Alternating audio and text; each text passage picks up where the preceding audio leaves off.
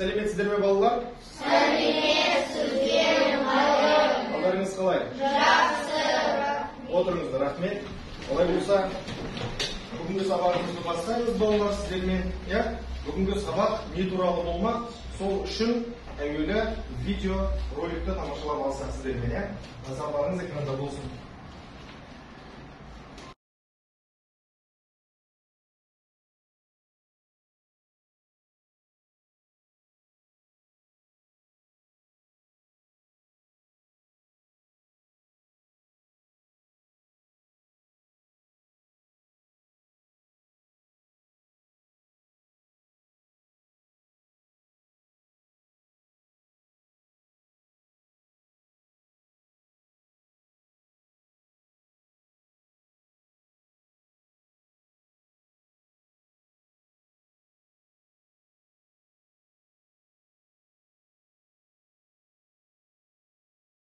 Олай болса, жұмыс дәптерімізді ашып, бүгінгі күнді жазайық.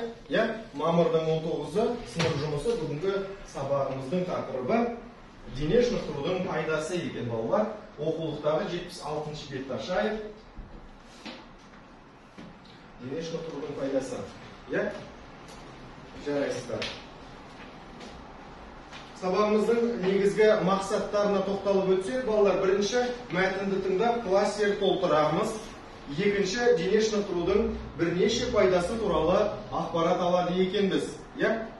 Жақсы. Келесі жаңа сөз жаттап үйренейік айдарына кезек берейік. Ол үшін жаңа сөздерді сөздік дәптерімізге жазып аламыз. Сөздік дәптерімізді ашайық. Қане бүгінгі сабақта 3 жаңа сөз берілген екен. Олар бізде шешім, қатысу және жаттықтырушы. Біз әдеттегідей сөздерді суреттер арқылы есте сақтап жаттауға тырысамыз. Бірінші суреттен біз не байқап тұрмыз? Қараңыздаршы. Ол жерде не істеп тұр? Ойланып тұр. Ойланып тұр және шешім қабылдауға дайындалып тұрған адамды көріп тұрмыз. Демек, шешім деген сөз шығады ғой. Шешім на русском языке қалай айтылады? Амира, жақсы. Қатысу. Екінші суретке қарай оқушылар не істеп отыр? Қолын көтеріп. Демек, қандай да бір конкурсқа қатысуды қалап тұрған оқушыларды көріп тұрмыз. Жақсы. Үшінші соңғы суреттен біз кімді байқап тұрмыз? Жас спортшыларды, сонымен қатар олардың жаттықтырушысы. Жаттықтырушы дегеніміз қалай болады? Тренер болады екен. Жарайсыздар. Жақсы. Сабағымыздың мақсатын түсіндік, жаңа сөздерді жаздық. Бұлай болса тапсырмаларға кірісеміз балалар. Келесі қараңыздаршы, талқылайық айдары. Біздің досымыз аты кім? Тілеухан деген біздің досымыз бізге мынадай бір ұсыныс жасайын деп отыр. Қане сол ұсынысты талқылап көрейік. Балалар, бүгін мен өте маңызды шешім қабылдадым. Бүгіннен бастап жаттығу залына барамын. Кім маған қосылады? Қане, менімен бірге жаттығуды бастайық дейді Тілеухан. Ал жаттығуды бастайтын кім бүгін? Тілеуханмен бүгін бірге кім барады жаттықтыру залына? Рамазан, барамыз ба? Бастаймыз ба жаттығуды? Бастаймыз. Табирис, жаттығуды бастаймыз ба? Тілеухан досымызбен бірге барып, жаттығуды бастайды екенбіз. Полина, жаттығуды бастаймыз ба? Тілеуханмен бірге жүгіреміз, секіреміз, дене шынықтырамыз, және спортқа бейімді боламыз. Сонымен қатар жаңағы видеода көрсетілгендей спорттың, дене шынықтырудың пайдасы өте көп екен. Жақсы. Енді бірінші тапсырмаға назар аударайық. Бірінші тапсырмада бізге шағын өлең берілген. Осы өлеңді оқи отырып, жаттығуды қайталаймыз. Қараңыздар, суретте біздің достарымыз не істеп жатыр? Жаттығу, таңғы жаттығу орындап жатыр. Қазір осыны не істейміз? Өлеңді оқи отырып, жаттығуды бірге орындаймыз. Дұрыс па? Ал олай болса, Жәмиля бастасын шыққане. Жәмиля, тұра ғой.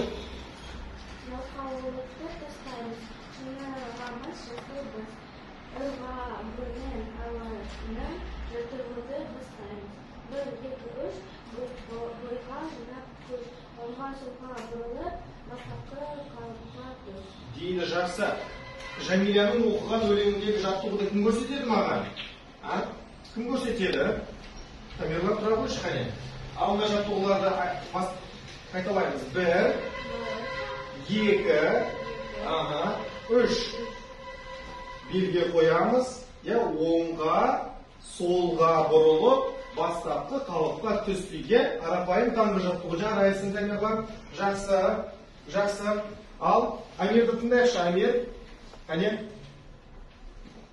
Қандай жаттығуды айтып жатыр бізге? Тастаймыз, шығырамыз, тастаймыз.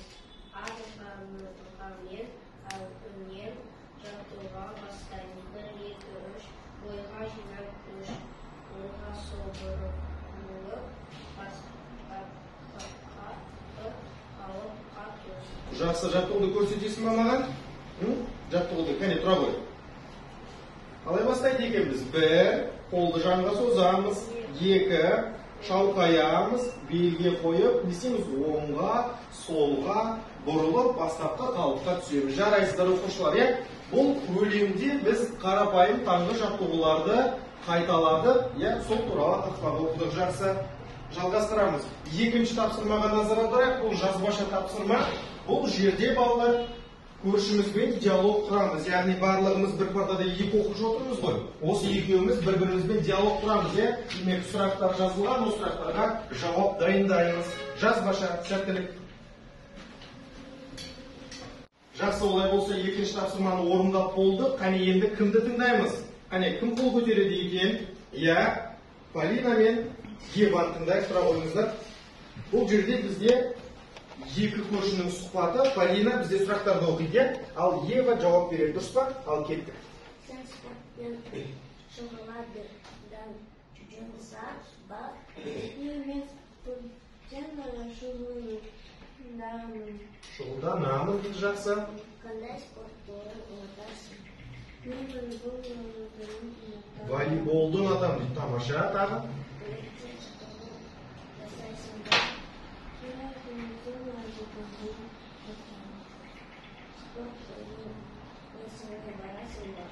Үйірмеге барасың ба дейді Ева? Үйірмеге барамын дейді. Жақсы, соңғы сұрақ. Қандай пайдасы бар екен? Иммунитетті көтереді дейді Ева. Жақсы, рахмет сіздерге, жарайсыздар. Келесі бізде Амир мен Рамазанды тыңдайықшы. Қане 2 жолдас қандай бізге мәтін дайындапты? Қане жауаптарын тыңдайық. Амир сұрақтарды оқи ма? Жақсы, кеттік. Сен спортпен шұғылданасың ба? Мен спортпен шұғылданасың. Қандай спорт түрін ұнатасың? Мен баскетболмен футбол спорт түрін ұнатамын. Таңертең жаттығу жасайсың ба? Мен таңертең жаттығу жасаймын. Спорт үйірмесіне барасың ба? Жоқ, мен спорт үйірмесіне бармаймын. Спорттың пайдасы қандай? Спорттың пайдасы Иммунитетті көтереді. Тағы бір пайдасын айтып өтейік. Қан айналымын жақсартады екен. Рамазан, Амир, рахмет. Келесі 3-ші жұпты тыңдаймыз. Тамара және Тамерлан, тұра қойыңыздар.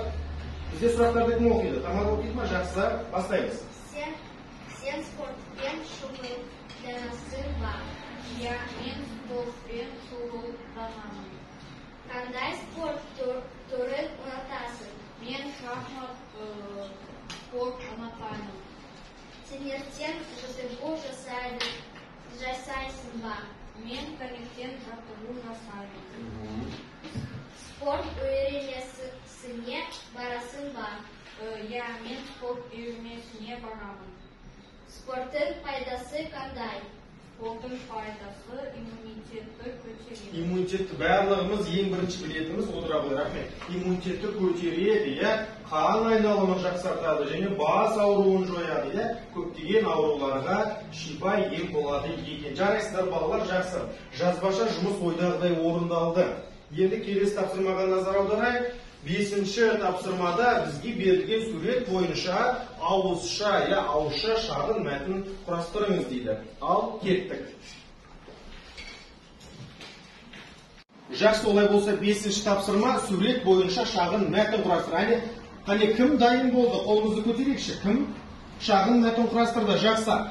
Жарайсыздар, олай болса бірінші қатарда Айнерді тыңдайық. Айнер, тұра қой. 3 адамдар спортзалда тренировка жасайды. Бірінші беговой дорожкада жүгіреді. Екінші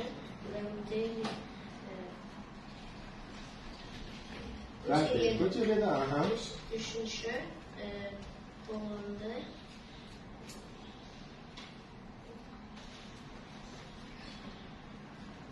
Не істеп жатыр? Қолын шынықтырып, жаттығу жасап жатыр екен. Жақсы, жарайсың, Амир. Кішкене орысша араластырып та құрап жіберіппіз. Жарайды, ештеңе етпес. Келесі бізде Адинаны тыңдайық екінші қатардан. Адина. Спортзалға келеді. Ол жаттығу жасаймыз. Енді ол дені сау болады. Тілеухан туралы жазды. Біздің досымыз Тілеухан жаттығу залына келіп, денесін шынықтырып жатқанын жазған. Адинаға рахмет. Жарайсыз. Келесі үшінші қатардан кімді тыңдаймыз? Софияны көрейікші, қане. София, қандай мәтін құрастырдыңыз? Суретке спортзал бар. Бала жаттығу жасайды. Аға жүреді. Ал екі аға шекелісі шынықтырады. Демек суреттегі бізге берілген кейіпкерлер туралы София мәтін құрастырыпты. Рахмет, жарайсыздар. Жақсы балалар. Демек, ауызша тапсырмамыз да ойдағыдай орындалды. Жақсы балалар. Олай болса, сабағымыз да өз мәресіне жетіп қалды.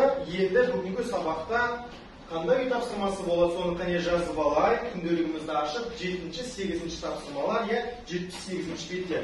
Бұл жерде шағын есептік мәтін берілген, сол есепті шеше отырып, 8 тапсырмада кластер толтырады екеніміз. Біз алдыңғы сабақтарда сіздермен бірге кластер толтырып үйренгенбіз. Меніңше ештеңе тудырмайды. Жақсы, жазып алсақ, балалар, бүгінгі сабағымызды қорытындылаймыз. Сабақ соңында міндетті түрде сіздерге сабақ ұнады ма? Ұнаса, несі ұнады, соны талқылайтын боламыз рефлексияға.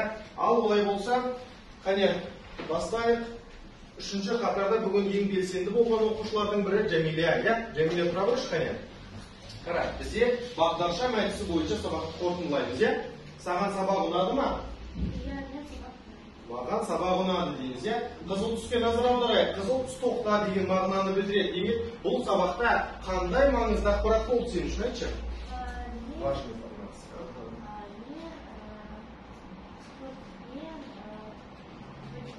Спортпен шұғылдану керектігін тағы да түсіне түстім дейді. Жақсы. Келесі тағы түс. Білгім келеді. Тағы не білгім келеді?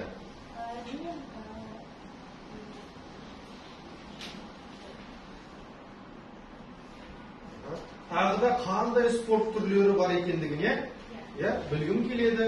Жаңа спорт түрлерімен танысқым келеді. Енді жасыл түс. Нені білемін? Ал?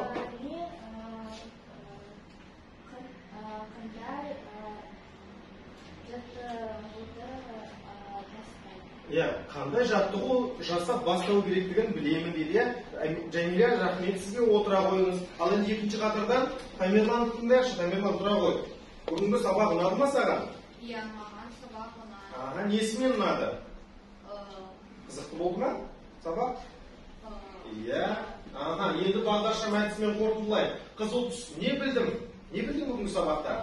Мен білдім жаңа жаттығулардың түрін білдім дейді. Екінші сары түсте нені білгім келеді? Мен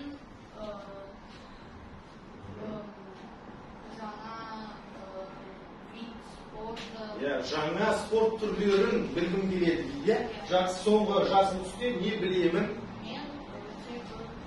Өте көп спорт туралы, спорт тақырыбында өте көп ақпаратты біледі екен біздің Тамерлан. Себебі біздің Тамерлан үздіксіз спортпен шұғылданып жүрген оқушы. Жақсы. Енді бірінші қатардан белсенді болған оқушылардың бірі Рамазан. Рамазан тыңдаймыз. Рамазан, тұра қой. Бүгінгі сабақ саған ұнады ма? Жақсы, олай ол сабақты қорытамыз. Бағдаршам әдісі қызыл түс.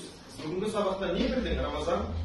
Мен бүгін бір спорт Спорттың бірнеше түрлері туралы түрлерімен таныстым дейді. Жақсы, сары түс білгім келеді. Нені білгім келеді тағы да? Қандай спорт және бар? Тағы қандай спорттың түрлері бар екен? Жаңа спорт түрлерімен таныстым келеді дейді. Рамазан соңғы жақсы түсте не білемін дейді. Не білесің? Спорт тақырыбымыздағы да. Қалай спортты жасау? Спортты қалай бастау керектігін, оны қалай алып жүру керектігін үздіксіз шұғылдануды білемін дейді. Жақсы балалар. Демек, бүгінгі сабақ менің ойымша сіздерге ұнады. Сабақ түсінікті болды деп ойлаймын. Және үй жұмысында жазып алды. Олай болса, сабағымызды аяқтаймыз осыменен. Сабағымыз аяқталды. Ал, сау болыңыз, орныңыздан тұрайықшы. Орныңыздан тұрып қоштасамыз. Жақсы. Сабақты осымен аяқтаймыз балалар. Барлығыңызға көп-көп рахмет. Ауырмаңыздар, аман болыңыздар, сау болыңыздар балалар. Сау болыңыздар.